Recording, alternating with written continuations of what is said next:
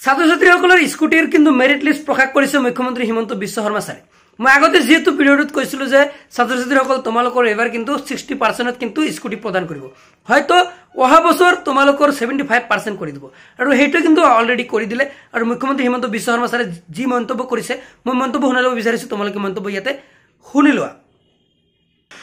অহা বাৰৰ পৰা 75% পোৱা ছোৱালীহে স্কুটি পাব, কিন্তু এডুকেশ্যন ডিপাৰ্টমেণ্টে অধিসূচনাখন নোলোৱাৰ কাৰণে এইবাৰ আমি 60% পোৱা ছোৱালীকো আমি স্কুটি দিম। অহা বাৰৰ পৰা নিদিম, তেতিয়ালৈকে আমি অধিকাৰী গাড়ী বা অধিসূচনা আমি প্ৰকাশ কৰিম।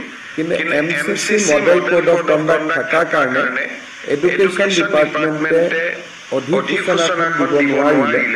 সেইকাৰণে বহুতে হয়তো ক'ব পাৰে যে আমাৰ লগততো গভৰ্ণমেণ্ট অৰ্ডাৰ নাই, গতিকে মন বেয়া হ'ব পাৰে। সেইকাৰণে এইবাৰ আমি আপ টু 75% নকৰি 60% ছোৱালীকো আমি স্কুটি দিম। প্ৰায় 50,000 ছোৱালীয়ে এইবাৰ স্কুটি পাব।